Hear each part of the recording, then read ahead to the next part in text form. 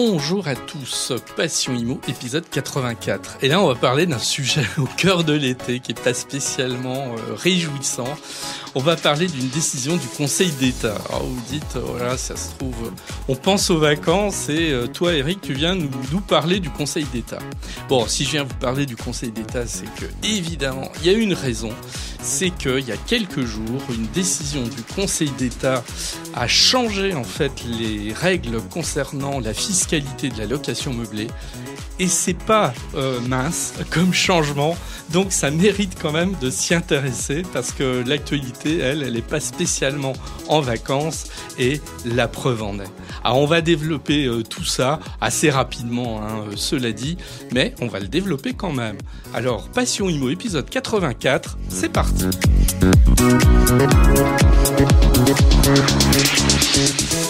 Pour bien comprendre ce qui s'est passé avec cette décision du Conseil d'État, je suis obligé de revenir en arrière. Alors pas pour le plaisir, mais simplement si je ne le fais pas, vous ne comprendrez pas cette décision du Conseil d'État.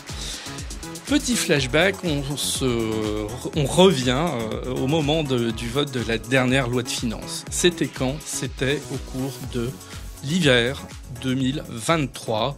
On est au mois de novembre et le Parlement examine la loi de finances. Déjà, à ce stade, le gouvernement décide un coup de rabot quand même assez important sur la fiscalité du meublé de tourisme. Il faut bien avoir en tête que de toute manière, le meublé de tourisme qui bénéficie fiscalement d'un régime plutôt très avantageux, il est un peu dans le collimateur de toute façon. J'en ai déjà parlé dans des épisodes passés, donc je ne vais pas revenir dessus. On sent bien qu'il est dans le collimateur. Il y a aussi la problématique de la location Airbnb, dont le moins qu'on puisse dire, c'est qu'elle déstabilise l'offre locative dans des zones urbaines à grande densité. Et donc, on sait très bien que si d'un côté, il faut bien inciter fiscalement à ce que vous ou moi, nous fassions de la location meublée, parce que on est dans un pays quand même très touristique, on peut pas le faire trop, parce que si on le fait trop, ça se fait au détriment de la location classique longue durée. Et on voit bien que dans certaines villes aujourd'hui, il y a un gros problème pour trouver des logements de longue durée classiques, loués, nus, de préférence. Mais c'est un autre problème. Donc, au cours de cet examen de la loi de finances, il y a un coup de rabot non négligeable qui est opéré sur le meublé de tourisme. On réduit notamment l'abattement qui s'applique. Il est maintenu dans certains cas. Je ne veux pas être trop technique ici aujourd'hui parce que c'est pas le sujet. J'y reviendrai dans quelques semaines. Coup de rabot qui est opéré. Alors, quand même, pour préciser un petit peu les choses, on passe d'un abattement, quand on fait de la location meublée au régime micro, on passe d'un abattement de 71 à 50%. Ce qui est quand même non négligeable, mais il y a un certain nombre d'élus qui estiment que ce n'est pas suffisant. Ce qui fait que le 27 novembre, nous avons un sénateur, le sénateur Brossat. Le sénateur Brossat qui est assez connu pour être assez sévère à l'égard de Airbnb. Il a aussi été adjoint à la mairie de Paris et c'est vrai qu'à Paris, il y a un gros problème de toute façon concernant Airbnb. Donc lui, il est assez, on va dire qu'il est assez rigide sur cette question-là. Et il soumet un amendement, alors un amendement qui fait pas semblant, puisqu'il propose que l'abattement des meublés touristiques passe de 71 à 30%, et que le plafond du microbic pour la location meublée de tourisme passe de 188 700 à seulement 15 000 euros. En fait, pour le dire de manière extrêmement claire, il souhaite un alignement de la location meublée de tourisme sur la location nue. Donc là, on ne peut pas imaginer coup de rabot plus important. Normalement, cet amendement n'aurait pas dû passer. Il n'avait pas d'ailleurs l'aval du gouvernement. Mais parfois, il y a des choses assez étonnantes qui se passent. Son amendement est adopté par erreur dans le cadre d'un 49.3. Alors, on a beaucoup glosé à l'époque sur cette erreur. Il s'agissait vraiment d'une erreur.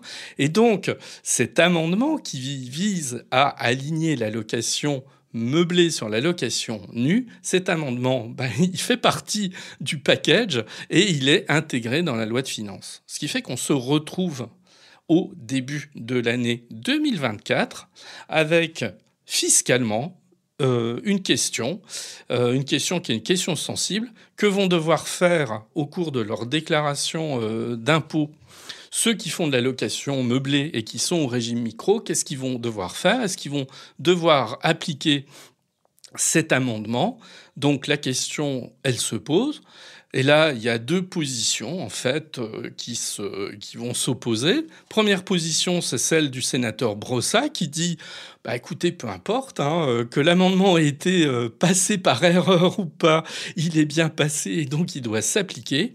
Et de l'autre, le gouvernement qui dit comme il s'agit d'une erreur, on va trouver un aménagement. Et le gouvernement trouve un aménagement. C'est quoi l'aménagement? En février, nous avons une note de l'administration fiscale qui dit aux contribuables, écoutez, quand vous allez faire votre déclaration d'impôt, vous aurez le choix entre le régime d'avant 2024, donc en fait le régime 2023, où vous aurez le droit de choisir le régime 2024. Donc en fait, on permet aux contribuables de choisir le régime le plus favorable, ce qui est une manière, on ne va pas se le cacher, de faire abstraction de l'amendement Brossat. C'est comme s'il n'avait pas été inclus dans la loi de finances pour 2024. Alors, c'est une tempérance de l'administration fiscale qui est assez étonnante, parce qu'en fait, on laisse le choix au contribuable, on lui laisse le choix entre une solution défavorable et une solution favorable. Donc on imagine bien que le contribuable, qui n'est pas complètement idiot, il va choisir plutôt la solution favorable. Bon. Mais quelques jours plus tard, alors ce que j'ai oublié de dire, c'est que cette note de l'administration fiscale, elle permettait en fait aux contribuables de continuer à bénéficier d'une fiscalité avantageuse concernant leur location meublée. Mais le 6 mars, nous avons un certain nombre de parlementaires, dont le sénateur Brossat, mais également la profession hôtelière, qui saisit le Conseil d'État pour, dans l'urgence, faire annuler cette note de l'administration fiscale. Leur argument, il est assez imparable, puis on va le retrouver plus tard. L'argument qui est assez imparable, qui dit écoutez, désolé, qu'il y ait erreur ou pas, nous, notre disposition visant à diminuer fortement l'avantage de la location meublée, il est inscrit dans la loi, et c'est pas le gouvernement qui, comme ça, fait fi du vote du Parlement. Le gouvernement doit respecter le vote du Parlement, point barre. Et donc, ils saisissent le Conseil d'État. Parce que le Conseil d'État, évidemment, il a un rôle ici de contrôle de la légalité. Et le Conseil d'État est tout à fait en capacité, éventuellement, d'annuler la note de l'administration fiscale. Le 20 mars, le Conseil d'État se prononce une première fois et il rejette le caractère d'urgence de cette procédure. Et il dit « Je me prononcerai dans quelques semaines, définitivement ». Donc, en fait, au 20 mars, on est dans l'attente. Évidemment, là, on a des contribuables qui font leur déclaration d'impôt et qui sont un peu paumés. Il ne faut pas se le cacher. Ils sont un petit peu paumés parce que est-ce qu'ils doivent respecter la note de l'administration fiscale qui leur permet de choisir une solution fiscale favorable pour leur location meublée, ou alors est-ce qu'ils doivent être dans l'expectative et attendre la décision du Conseil d'État? Oui, mais la décision du Conseil d'État, vu qu'elle n'intervient pas tout de suite, il faut bien faire sa déclaration d'impôt. Je connais un certain nombre d'experts comptables qui ont donné comme instruction à leurs clients de prendre la solution la plus défavorable. Parce qu'ils estimaient que sans doute le Conseil d'État n'allait pas aller dans ce sens-là et par prudence, ce qui est tout à fait légitime en termes de devoir de conseil, par prudence, il était préférable de prendre la position la plus défavorable. Et on attend. Entre-temps, il y a la dissolution, qui est intervenue, un premier tour, un deuxième tour, mais toujours pas de décision du Conseil d'État. On est toujours dans l'attente. Et le 8 juillet, il y a donc quelques jours, la décision du Conseil d'État est intervenue. Alors on va vite regarder ce qu'il y a dans cette décision du Conseil d'État.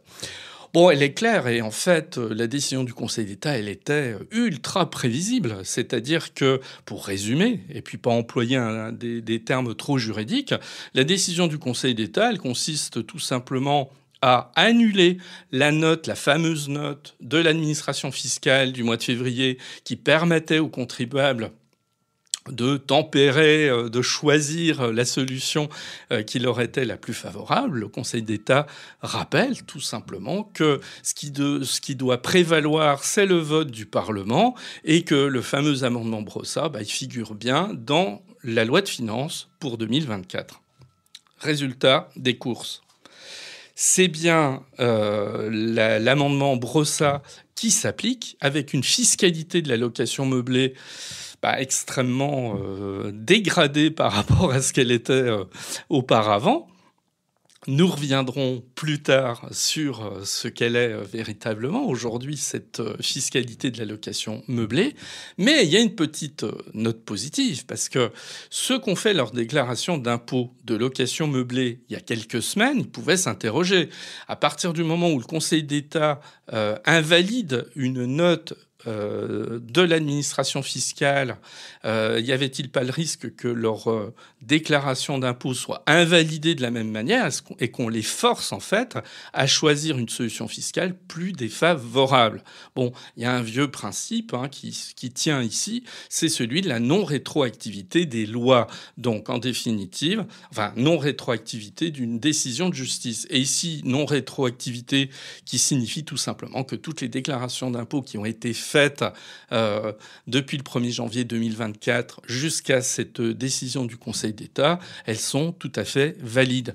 Ce qui signifie que si jamais en juin 2024, vous avez fait une déclaration d'impôt qui ne tient pas compte de ce fameux amendement Brossat et qui respecte en fait ce qu'avait dit le gouvernement leur permettant de choisir une solution favorable, eh bien cette déclaration d'impôt, elle demeure en l'état, donc c'est plutôt une bonne nouvelle. Bon.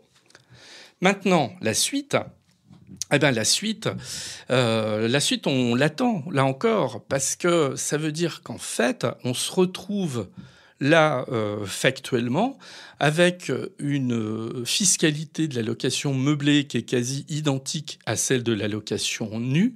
Donc ça interroge. En fait, ça interroge deux catégories de contribuables. Le contribuable qui fait de la location meublée depuis plusieurs années et qui, là, se demande quelle déclaration il devra faire en 2025 pour ses revenus 2024. Alors là, on serait tenté de dire que le fameux coup de rabot appliqué sur la fiscalité, là, il devrait s'appliquer et il ne devrait pas y avoir de porte de sortie. Voilà. Et l'autre catégorie de contribuables, c'est ceux qui, par exemple, investissent en 2024, souhaitaient le faire dans le cadre de la location meublée parce que c'est plus avantageux fiscalement. Eux, ils sont dans l'expectative. Est-il utile de maintenir un investissement si on voulait absolument faire de la location meublée ? Là, moi, je serais très embêté pour répondre. Ça dépend. Et effectivement, devant une telle incertitude, ça peut remettre en cause un certain nombre de projets. On ne va pas se le cacher.